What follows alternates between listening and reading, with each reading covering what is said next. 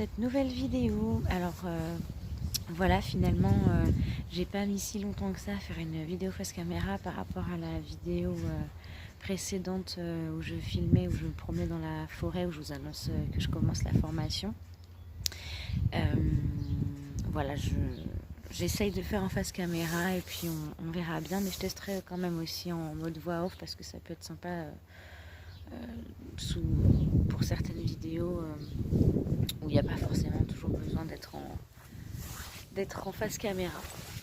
Du coup, je fais cette petite vidéo en fait en supplément à la première que j'ai faite, donc où je me promène dans la forêt. Donc c'est une sorte de petit vlog où je vous annonce donc la bonne nouvelle. Et celle-ci en fait ça va être pour vraiment vous préciser pourquoi je fais la formation à distance et pas en alternance. Et croyez-moi, je suis absolument consciente qu'il n'y a pas photo entre les deux. Et puis malgré le fait qu'il y a déjà la vidéo, en fait la précédente vidéo là sur la chaîne, c'est les tâches quotidiennes en fait de l'assistante vétérinaire. Et à la base j'avais prévu d'en parler en vidéo pour dire les points vraiment avec mes mots, etc.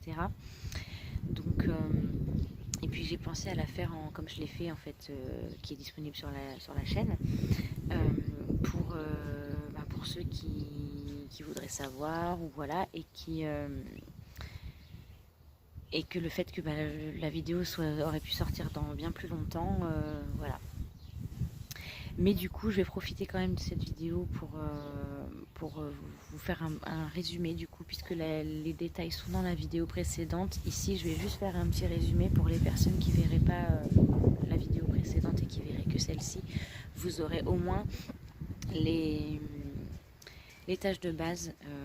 Après, voilà, je vous conseille quand même d'aller voir ma précédente vidéo pour avoir vraiment tous les détails. Et puis voilà. Et puis sinon, je tiens à vous annoncer que j'ai déjà envoyé mon second devoir donc hier, donc le 12 ou le 13 avril. Et donc j'attends la note avec impatience et bien sûr je vous tiendrai au courant. Du coup on va commencer. Donc la raison pour laquelle je fais à distance et non pas en alternance est assez simple. Tout simplement, j'ai cherché pendant 4 ans et demi un maître d'apprentissage sans résultat, en vain. J'ai pourtant réussi à trouver un stage de 2 semaines en clinique vétérinaire, pas trop loin de chez moi, parce que là pour le coup les stages sont obligatoires pour entrer au GIPSA, et pour autant après j'ai quand même jamais trouvé, et donc j'ai fini par un peu laisser tomber entre guillemets, sauf que voilà, depuis 2018-2019 ça me hante vraiment trop en fait. Je veux faire ce métier, il n'y a pas, voilà, et donc c'est pour ça que je m'étais orientée vers la formation donc à distance. Et du coup, j'ai trouvé le CNFDI et voilà quoi. Et j'ai pu me lancer cette année, donc le 11 mars. Parce qu'à 27 ans, c'est vrai qu'il est temps quoi. Et du coup, voilà, parce que vraiment, je sais qu'il n'y a pas photo entre les deux. Je veux dire, l'alternance n'est pas payante. Enfin, la formation en alternance n'est pas payante. Et toi, tu es rémunéré parce que tu es en apprentissage 3 semaines par mois dans une clinique vétérinaire. Et donc, tu es rémunéré pour le travail que tu fais pendant ces 3 semaines au sein de la clinique. Donc, tu es au contact des animaux direct, déjà dès le début. En même temps, une semaine par mois, tu apprends la partie donc, théorique. Et il y a une chance sur 2 pour que le vétérinaire t'engage en fait par la suite de ton apprentissage quoi. Donc il n'y a pas photo quoi, alors que la formation à distance est payante, n'est pas rémunérée, et on n'est pas en contact avec les animaux tout de suite. Il faut attendre d'avoir le diplôme et trouver une place en tant qu'assistante vétérinaire. Mais bon, c'est mieux de faire ça et quand même un jour de finir par faire ce métier et d'être en contact avec les animaux pour le reste de sa vie jusqu'à la retraite, plutôt que d'être en contact directement avec les animaux et éventuellement que le vétérinaire ne m'engage pas par la suite et que je mette 10 ans à retrouver quoi. Parce que quand on y réfléchit bien, c'est vrai que c'est un métier qui est quand même assez difficile pour trouver une place, parce que les vétérinaires qui ont une assistante vétérinaire, si elle est efficace, Si elle n'est pas en âge de la retraite, s'il n'y a aucune raison pour qu'elle s'en aille, bah, il ne va pas la virer et elle va pas partir. Et donc il n'aura pas besoin d'avoir 36 assistantes. Une, deux, ça suffit. Et donc s'il a déjà les deux avec lui, il ne va pas mettre d'annonce pour en chercher une nouvelle. Et donc c'est pour ça qu'il n'y a pas forcément beaucoup d'annonces pour assistante vétérinaire. Moi j'espère avoir la chance de tomber sur une clinique où un jour ils mettront une annonce pour dire que je sais pas par un remplacement ou quoi, et que ça puisse aboutir à plus, ou je prendrai ce qui vient au départ du moment qu'un jour je signe un CDI, mais de pouvoir être en contact avec les animaux le plus vite possible, c'est tout ce qui m'intéresse. Et donc voilà, je me dis que j'aurais très bien pu continuer à chercher un apprentissage, mais imaginez, là je serais encore en train de chercher, si ça se trouve j'aurais perdu autant de temps que là de me décider enfin à le faire à distance. En plus là c'est 1 an, la formation en alternance c'est 2 ans. Alors certes c'est parce que c'est différent, mais voilà. Et encore la formation à distance en 1 an, ça dépend à quel rythme on va. Mais voilà.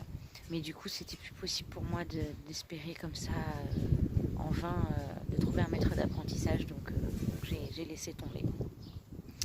Et donc pour ce qui est donc des tâches de l'assistante vétérinaire, en fait j'aime ce métier pour beaucoup de ces raisons-là en fait que je vais citer. Parce qu'il y a une partie accueil, vente, etc. Donc j'aime ça parce que j'ai fait un bac pro vente dans l'idée de faire vendeuse en boulangerie ou en magasin, peu importe, si je trouvais pas comme assistante vétérinaire ou le temps de trouver ou le temps de me former, etc.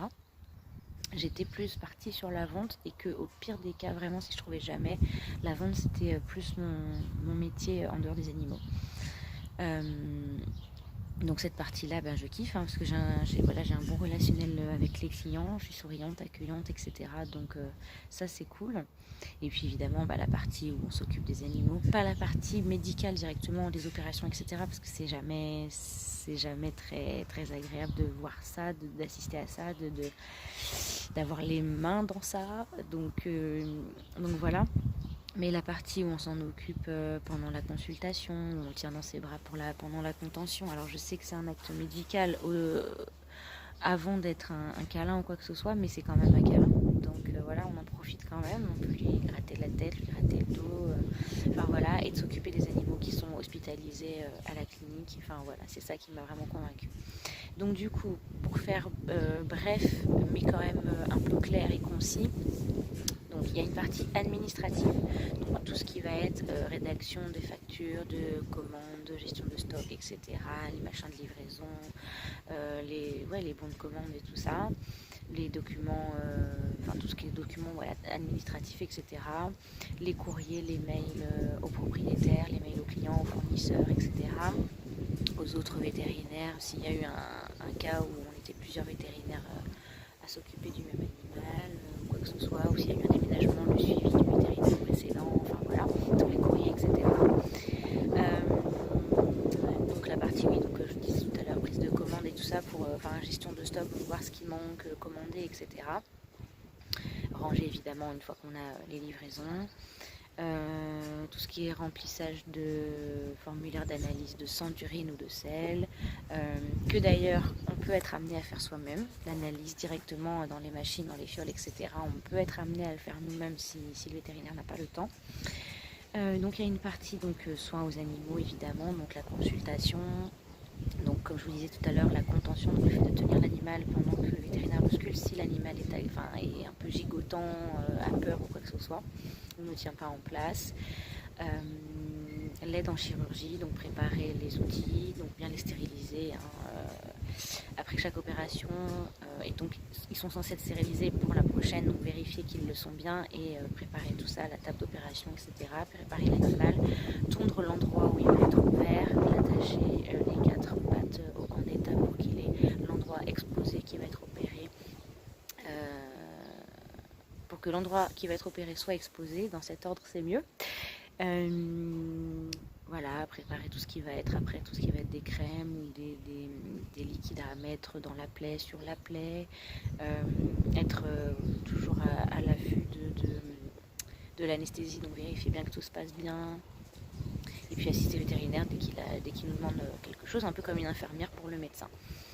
une partie soins aux animaux, donc comme je disais tout à l'heure, au chenil on va dire, donc là où les animaux restent plusieurs jours hospitalisés. Donc là il va falloir vérifier leur perfusion, leur pansement, donner leur traitement, les nourrir, changer leur litière, ce genre de petites choses là. Et puis évidemment, il y a une très grosse partie nettoyage, ça c'est primordial, et pas seulement voilà, à cause de ce qui se passe depuis 2 ans, enfin 1 an pardon, je pensais aux gilets jaunes en même temps, donc voilà.